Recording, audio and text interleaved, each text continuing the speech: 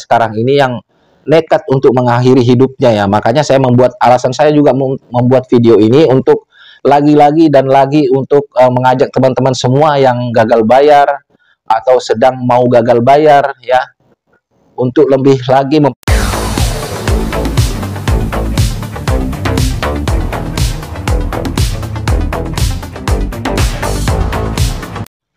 Halo, assalamualaikum warahmatullahi wabarakatuh.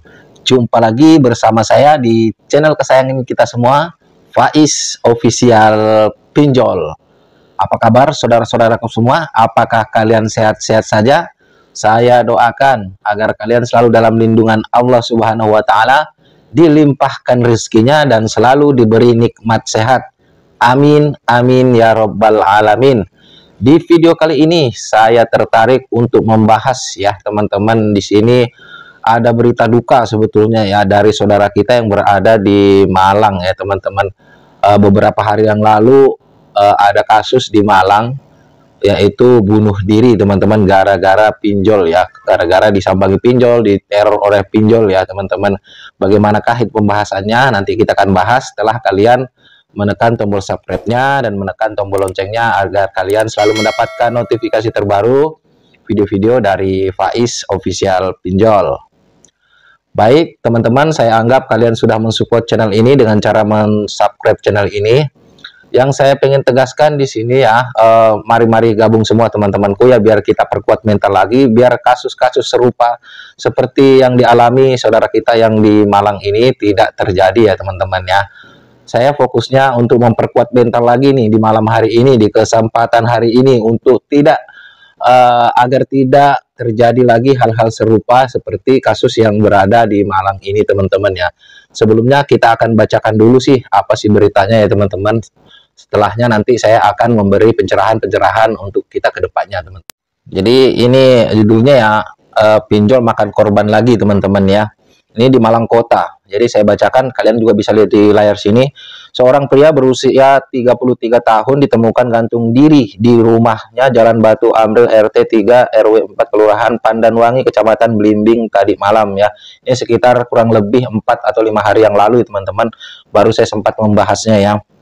Warga sekitar menduga pria bernama bernama titik-titik, kita anu aja ya, kita samarkan namanya, itu mengakhiri hidupnya akibat terlilit hutang. Lebih spesifik lagi pinjaman online atau pinjol ya. Saat pos radar Malang tiba di lokasi kejadian, proses evakuasi jenazah sedang berlangsung. Beberapa warga mengatakan bahwa pertama kali menemukan korban dalam kondisi meninggal adalah apa ya, saya sebutkan aja kah? Gak usah ya.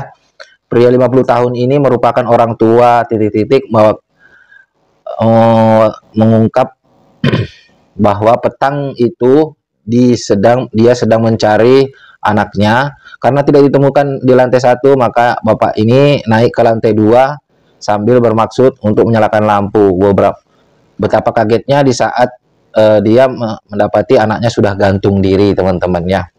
Jadi ini diduga apa namanya, depresi ya, karena ditagih oleh pihak-pihak pinjol. Sebetulnya banyak sih ininya ya teman-teman, karena di situ juga dijelaskan sempat didatangi oleh DC pinjol ya. Biasanya orang yang didatangi DC pinjol itu pinjolnya itu tentunya legal ya teman-teman. Untuk daerah-daerah kota, kota ini kan katanya di Kota Malang ya teman-teman, itu berarti pinjolnya sebetulnya saya tahu, saya coba tidak menyebutkan ya, siapa tahu nanti jadi bumerang lagi teman-teman. Yang saya pengen fokuskan di sini, saya itu tidak mau kalau kalian itu mengalami hal yang sama, mempunyai pemikiran yang sama dengan beliau ini ya. Sebelumnya ada baiknya kita doakan ya, semoga amal ibadahnya diterima di sisi Tuhan ya.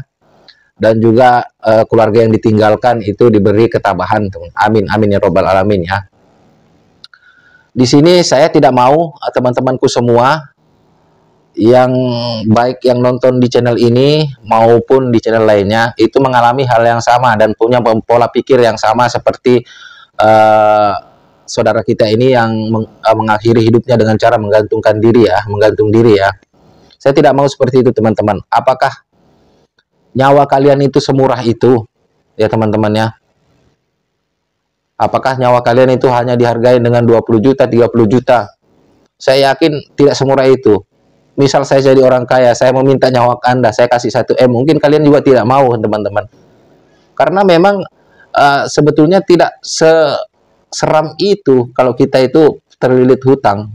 Makanya saya selalu sebutkan di dalam video-video saya bahwasanya tidak usah terlalu memikirkan ancaman-ancaman para debt collector, ya. Selalu perkuat mental kalian. Makanya juga saya anjurkan untuk kalian itu mengganti kartu Anda, cabut kartunya lah pokoknya, biar tidak ada akses untuk mereka itu menekan-nekan kalian. Karena mereka itu sudah paham karakter kalian masing-masing, karena mereka itu sudah ada training khususnya ya teman-teman ya, untuk karakter orang seperti ini gimana cara menekannya, untuk karakter orang seperti ini gimana cara menekannya, itu ada semua teman-teman trainingnya ya.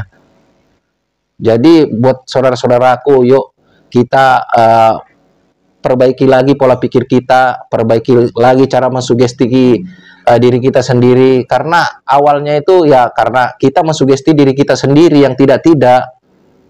Contohnya, wah begitu diteror sama DC, langsung kita sugesti diri kita sendiri. Kita bilang, gimana ya kalau misalkan DC datang, gimana cara saya melunasi utang-utang saya. Gak ada yang perlu ditakutkan, teman-teman. DC datang ke rumah kita itu nggak ada yang perlu ditakutkan. Apa yang kita mau takutkan kalau memang kita tidak mempunyai uang? Nggak usah dibayar. Mau dia ngoceh, mau dia apa, nggak masalah. Ini memang kadang-kadang juga para debt collector lapangan ini sudah menyalahi SOP ya. Terkadang mengancam dan bahkan juga ingin mengambil barang nasabah gagal bayar. Padahal itu tidak diperbolehkan, teman-teman. Mengancam-ancam itu tidak boleh. Tugasnya dia untuk mengingatkan.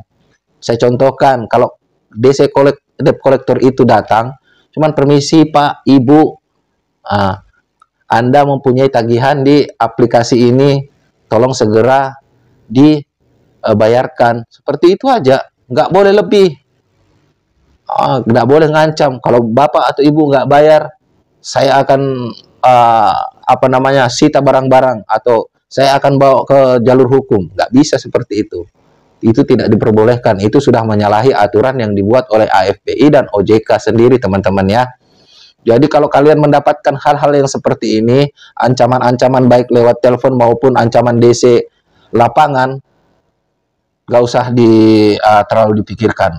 Karena tidak ada dasar hukumnya, teman-teman. Tidak ada di perjanjian kalian itu apabila kalian galbay, kalian itu wajib menyerahkan harta benda kalian. Tidak ada ya teman-teman ya. OJK pun tidak ada menyarankan seperti itu. Jujur saya sangat menyayangkan ya kejadian yang seperti di Malang ini. Masih ada aja di sekarang ini yang nekat untuk mengakhiri hidupnya ya. Makanya saya alasan saya juga membuat video ini untuk lagi-lagi dan lagi untuk mengajak teman-teman semua yang gagal bayar atau sedang mau gagal bayar ya, untuk lebih lagi memperkuat mental dan selalu berpikir jernih lah pokoknya.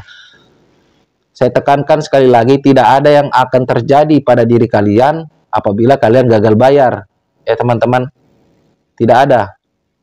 Apa yang kita takutkan? Debt collector datang. Kenapa kalau mereka datang? Apakah hidup kalian itu berakhir? Lebih berharga mana? Ya, nyawa kalian atau hutang kalian yang tidak seberapa itu? Demi menyenangkan DC pinjol, kalian rela melakukan apa aja, termasuk jual barang sana sini ya. Jangan dilakukan itu teman-teman ya. Kalau memang sudah tidak punya uang, galbaikan saja. Kalau misalkan kalian toh nantinya ada rezeki, karena rezeki orang kita tidak tahu ke depannya ya teman-teman ya. Mungkin saat ini kalian ini memang sedang ekonominya yang sedang ambruk, kita nggak tahu ke depannya, rahasia Tuhan teman-teman ya. Siapa tahu langsung melejit, kita nggak tahu. Kita berdoa aja kepada Tuhan, semoga selalu diberi jalan untuk kedepannya ya teman-teman lebih baik. Jadi jangan lagi mempunyai pemikiran akan mengakhiri hidup, itu sangat merugikan diri Anda sendiri ya. Dengan nilai hutang yang tidak seberapa, hutang miliaran aja ya tidak pantas saja kalau kita mau mengakhiri hidup ya. Saya tidak menyalahkan almarhum ini, tidak. Cuman saya fokusnya ini buat teman-temanku semua yang menonton, khususnya menonton video ini, jangan lagi. Karena saya yakin yang menonton video ini orang yang sedang galbay atau sedang pengen galbay tapi takut ya teman-temannya. Gak usah takut. Kalau memang sudah tidak ada uang, tidak usah takut, galbaykan saja. Kalau nanti misalkan punya keinginan untuk membayar, ada rezeki, kalian download lagi aplikasinya, kalian bayar ya teman-teman ya. Jadi jangan lagi berpikiran, aduh, kayak apa nih saya didatangin terus nih. Ya, gimana keluarga saya? Emang kenapa?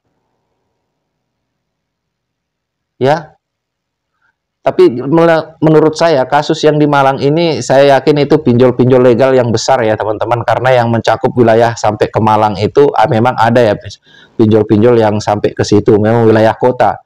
Ada juga beberapa hari lalu, mungkin seminggu yang lalu, ada juga saudara kita dari Malang yang curhat, ini istrinya teman-teman.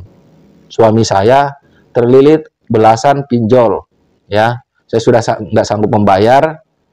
Apa bang solusinya buat abang? Ya saya solusi saya sarankan untuk galbay aja dulu.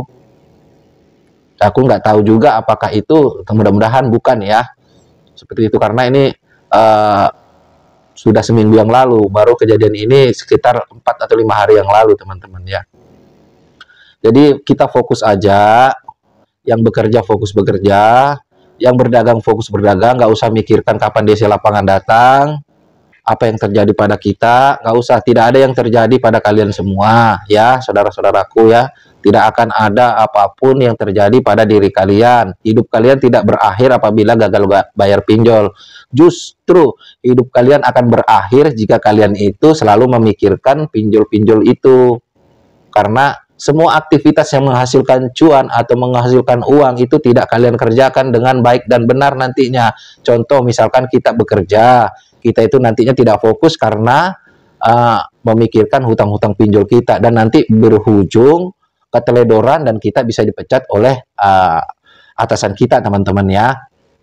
Dan juga buat teman-teman yang berdagang, karena selalu memikirkan hutang-hutang pinjol, akhirnya tidak fokus berdagang, omset menurun, akhirnya amblas ya.